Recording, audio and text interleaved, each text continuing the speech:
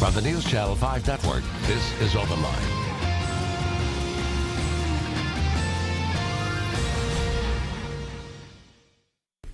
Hey everybody, it's Monday. It's OpenLine here on News Channel 5 Plus. I'm Rory Johnston. Good to have you here. We hope you'll take advantage the next hour and call in at 737 Plus. Our topic tonight is real estate, and who better to bring in than Christie Wilson. Of course, you know her here from News Channel 5 Plus, and we're glad you're spending the time with us, Christie. Good Thank to have you. Great Nice to be see here you. tonight. Like you said, good to be on this side. That's right. That's right. Real estate, real talk, and tonight you're over there, and it's OpenLine, and I'll take care of the phones. Very good. I'll let you handle it, and we can talk away. And there's so much to talk about with the whole, not just Nashville, but the donut counties, the surrounding, the metropolitan area. Middle Tennessee. Middle Tennessee, of what's been going on the last few years. I mean, it's really, we've bounced back from the recession, haven't we? We have. We're And completely back. Still going back. Still going up. Still going up. Still going up. Right now, our market is going up. The values are appreciating. The challenge we have in Middle Tennessee real estate really right now is inventory. There's not a lot on the market. And why is that? Why do you think? Lots of reasons. It's just the time of year, too? No, we've had an inventory shortage for about 2 years now. We started coming back in 2012, Rory, and as we've come back, we've had so many people, number one, move into Nashville. Number two, feel confident about the market again, because let's face it, from late 07 to 11, there was no confidence in the market. Right. So we had a lot of inventory, but not a lot of buyers. So all these buyers, there was some pent-up demand. So many people who own houses right now aren't putting their house on the market because what they want to buy isn't available. So it sort of has bottlenecked the whole system. Right. Interesting. And you've got this is a market update just for January here. Right. Parks puts this out each month, and this is the market update. And what it does, it breaks down what the average price points are in each county. Additionally, it talks about how many months of supply are on the market. Right. So for instance, in Davidson County right now, it indicates on here that there's a 4.2 month supply of inventory. But the president of GNAR, Cindy Stanton, she did this analysis for me, and I'm going to pull it out here and read it, and broke it down. Really, when you look at price point, under 200,000, there's only a 2-month supply. Right. Of housing. 200 to 400,000, there's 3.2 months supply, and that 400 to 600,000 range, there's 5.7 months. 600,000 to $1 million, there's about a 6-month supply. And then when you're over $1 million, you're into a 10-month supply. And that number is pretty true for the surrounding counties, right, too. Under 200,000, it is just hard to find. Wow. And so in Davidson County and Williamson County, too, that makes it really tough for the first-time home buyer, because those prices are high. Yeah, they are. So, but the good thing is interest rates are low, so you can buy more house right now. Right, and they've stayed low. I mean, they've kept surprisingly pretty low, which, every now and then it might creep up just a little bit, but still, compared to years and years ago. Yeah. Well, we all knew growing up, when double digit, or when I bought my first house, I paid 8.75% for an interest rate, and I know when they started coming back down to 6.5, 7, people were ecstatic. Yeah. And then they dropped down into the 5s and then into the 4s. And just last month on a 30-year loan, we saw 3.75% on a 30-year loan. And now they're at about 4% on a 30-year loan. Still 4%. Oh, heavens. Yeah. It's cheap. How important is credit? Very important. Right. Very important. So there's different levels of loans. You've got an FHA loan or a conventional loan. On an FHA loan, that's the most credit liberal type of loan. So you can have somewhere between a 620 and a 640 credit score. And if all of your other criteria pans out, you can get you'd qualify for an FHA loan. Right. On a conventional loan, they really like to see above a 720. Okay. So that 720 is the magic number. That's the magic number. Got it. And the higher the credit, the better your rate. 737 Plus, if you'd like to talk about buying and selling in the real estate market in Nashville right now, if you have questions, great time to call. Let's go to line 1 and Dorothy. Hey, Dorothy. Yes. Hi, how are you tonight? I'm doing fine. How are you? Doing well. What's on your mind?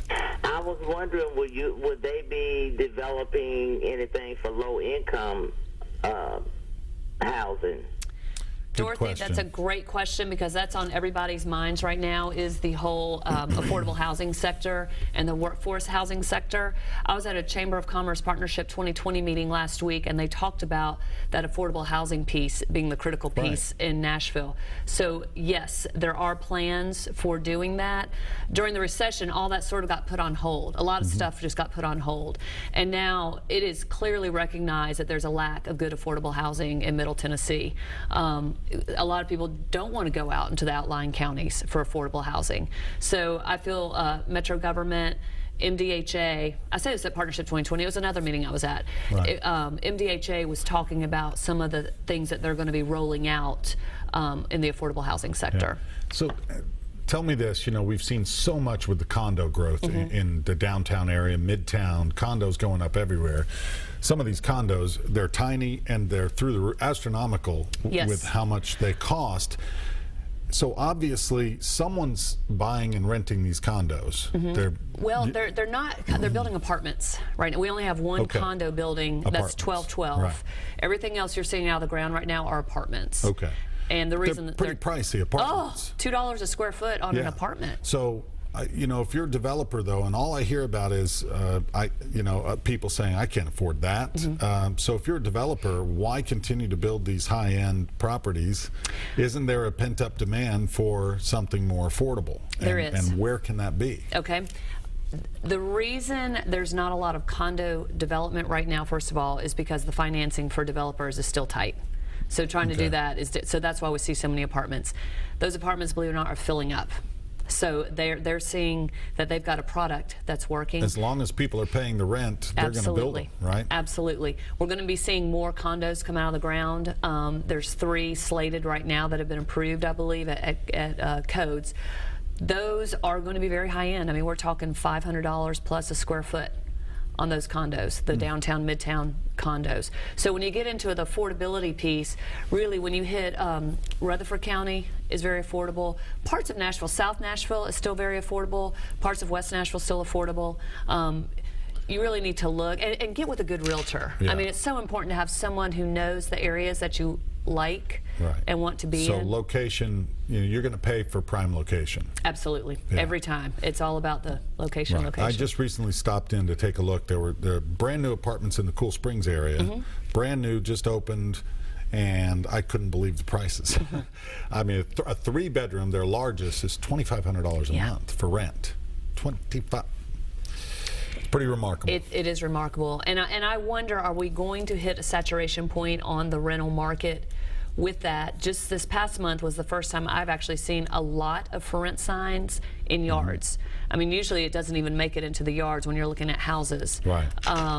The condos are full. The people who are renting theirs, they're full. Yeah. But I just see more and more absorption. They are being rented. Let's go back to the phone lines. All right. And Karen, hey Karen, welcome. Hi, I have a couple of questions. Okay.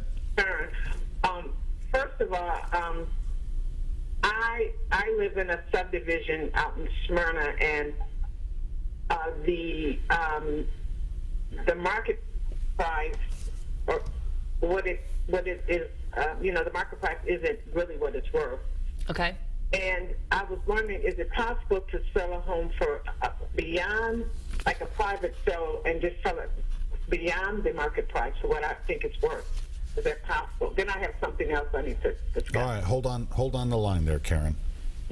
Okay, so to your question, to sell it, let me make sure I'm clear. You want to sell it for more than it's worth, or what the market's supporting? For what it's worth, not for what the market says it should sell for. Well, what dictates market value is what a willing buyer is willing to pay for a house and what a seller is willing to sell for it. Those 2 factors have to come into play. The second piece of it is once your home does go under contract, and if the buyer's getting a loan, then that buyer's lender will order an appraisal, and the appraiser will verify for the bank that the market value is there by looking at the other sales in the neighborhood to determine that value. So it's hard for something to sell for more than it's worth because the appraiser is going to stop that from happening because he's protecting the bank. Yeah. If it's a cash sale, I guess. Yeah, if it's a cash sale, no problem. If you have a cash buyer to do that, not a problem. My other part is this. There is a huge problem, and I don't know if it's occurring in other parts of Middle Tennessee or the metro area, whereby, just like in my sub, in the last few years, the, investors have been buying up these homes that people have lost. Yep. And now they're renting them out in the community. The quality of life has gone way down. And people are moving in that, you know, you can tell they come from questionable backgrounds, and their kids are just out of control. And I'm wondering, how is that going to affect the market value when you have these transitional people, Right. in what once was an established community and all? You know, neighbors make everything, that's for sure. And home ownership, when people buy into home ownership, there's a lot of pride in their home. And what you're saying is exactly true. A more owner-occupied neighborhood typically is going to maintain its value better. Renters don't always take care of the home like an owner-occupant because they don't own it. So it could potentially be a negative factor to your value. You could call whoever the owner is. You can go to your tax record or call a local realtor. Call the Parks office in Smyrna. They could probably help you out to pull who the tax record belongs to. And you could always call that owner and ask them if they would, you know, fix the house up, make it look better. And you know, also, Karen, a lot of homeowners associations can pass certain rules for the homeowners, saying you cannot That's correct. Rent out properties, just to avoid the situation that she's talking about. I know a lot of you know, homeowner groups decide to do that just to protect the value. And what happened during the recession, a lot of them lifted that requirement, and that's what I saw, and now they should revisit that. Revisit them. Okay, we're going to take our first break, everybody. Tina's online, was on line 3. Tina, call back if you want to talk to us at 737+, and anyone else. We will continue Open Line right after this. Stay with us.